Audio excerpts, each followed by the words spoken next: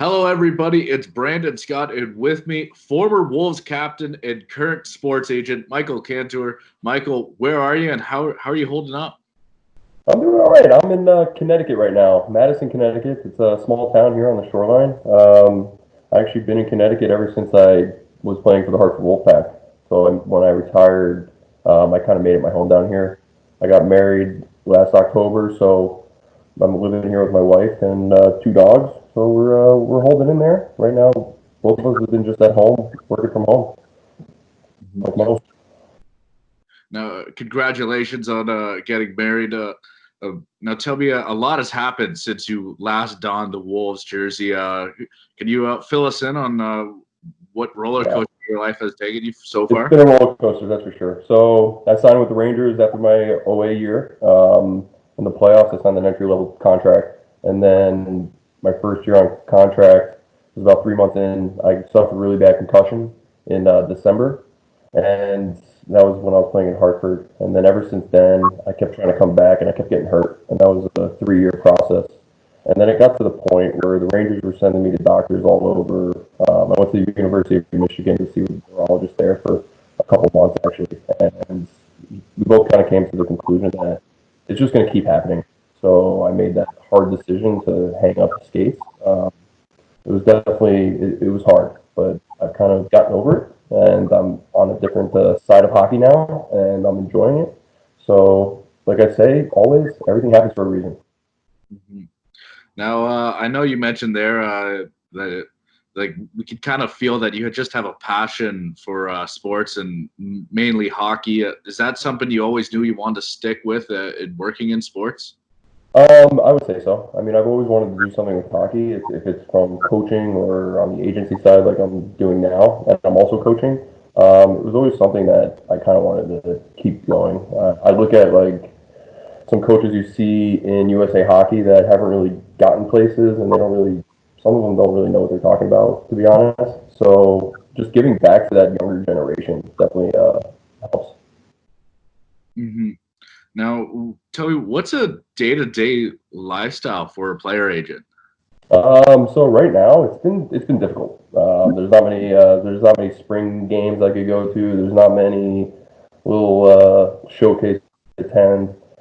So it's just kind of I've been talking to a lot of coaches and scouts and those type of guys in the North American League, USHL, OHL, North America, or the NOJ, and kind of going from there and seeing if they need kids that help need representation, or if they have room for some kids that I know that need some tryouts coming in the fall time. So it's been just a lot of reaching out and kind of connecting with people and new people I haven't met before. So that's where I've been. Mhm. Now, of course, thanks to our awesome marketing coordinator, Emma, we have some fan questions for you, Michael. If you wouldn't mind answering. Yeah, not at all. Starting with Christian St. Pierre, he said, "Is there was there any other sports you considered pursuing a higher level of play, or was it always hockey?" I grew up playing hockey and baseball. Those were my two sports. I also had a little passion for golf. I never thought I'd go anywhere with golf. I just love playing. I got to high school, and my high school baseball coach wasn't too fond of me playing golf as well. So he told me I shouldn't play, and I told him, you know what? It's I kind of have more of a passion for hockey, and I don't want to give up playing golf just for something I don't want to pursue. Hockey's always been something I've dreamt of playing. I dreamt of playing in the NHL more than I dreamt of playing in the major league. And that was my passion. That was my drive. It was going to the rink every day. I loved it. It was something I loved. I loved the. For me, it was that brotherhood of hockey was definitely a little different than baseball.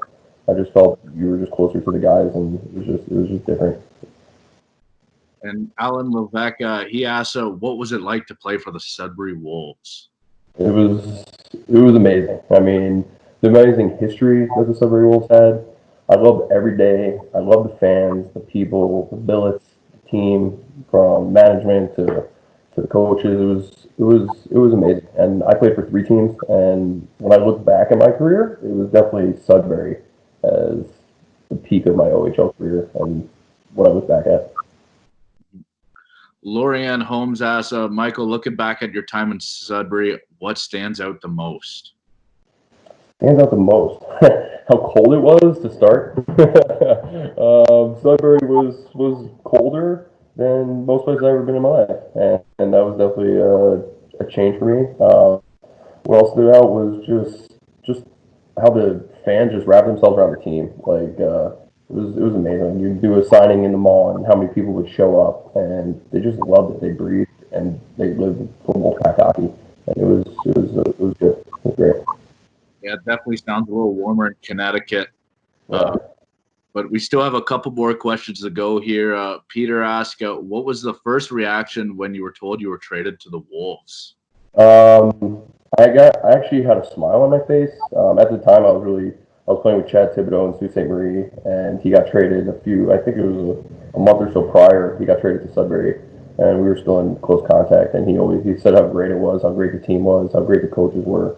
And I was happy, and I felt that I wasn't really getting the ice time I deserved in Sault Ste. Marie, and when I got to Sudbury, I started playing more, and I started playing well. And I think that kind of catapulted my career. It was just getting traded to Sudbury.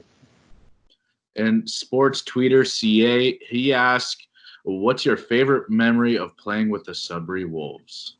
I would say winning the first round of the playoffs versus Branden. Branden was always a tough team that year, and as North Bay probably still is, they play a tough physical game. They're hard to play against. They played a trap, and playing them in the playoffs it was hard, but it was fun.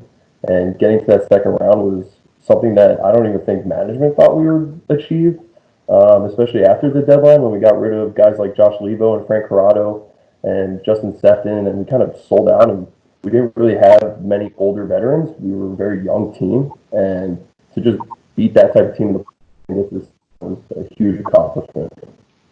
Mm-hmm. And we also have some pretty good comments too. Delmo Gotti said, loved Captain Kantor. He was a freight train and a wrecking ball. What do you say when you hear about that? I don't think, like you probably see, I put a smile on my face. I played every game like that. I maybe should have held back a little bit when I tried to hit guys. Maybe I'd still be playing. But that's how I was. I couldn't hold back, and I would try to drive guys through the glass and 5 rows up, and that was just who I was and how I played. And this next comment kind of got me too from Joel. He says, you're a beast, bro. I watched you take a slap shot from the point to the teeth, losing 5, I think, only to come back and rock the sea, played better than ever.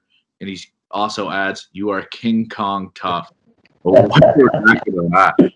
So if we're talking about memories of Sudbury as well, that's definitely on the top of the list right there, and I'll never forget that. I mean, I still have problems with my teeth to this day from that injury.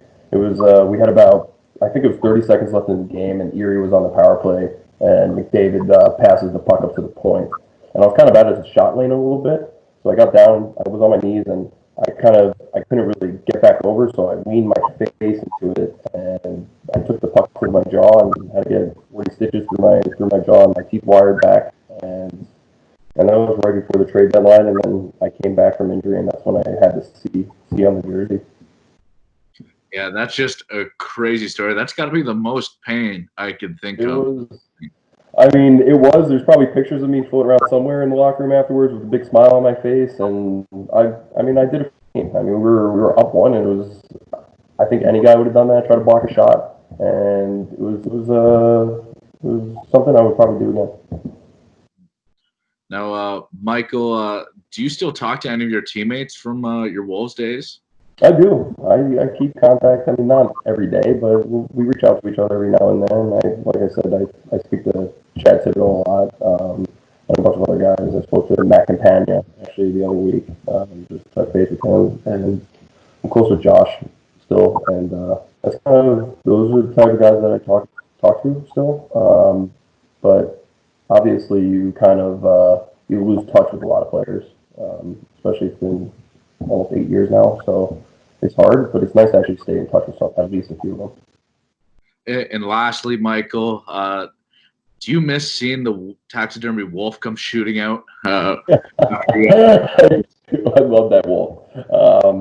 I remember my first game in Sudbury when I wasn't. It was I was playing for I think it was Saginaw at the time, and we came there and we got pumped actually because that was a tough. That's always a tough road trip is playing in Sudbury. Cold and nobody wanted to be there. And it was seeing that wolf come across. I was like, what in the world? Like, what is that thing? And it was funny. And playing there was just great. I mean, we put some players' gear on there before practice and roll it out to the middle of the ice, and somebody's looking for their gear.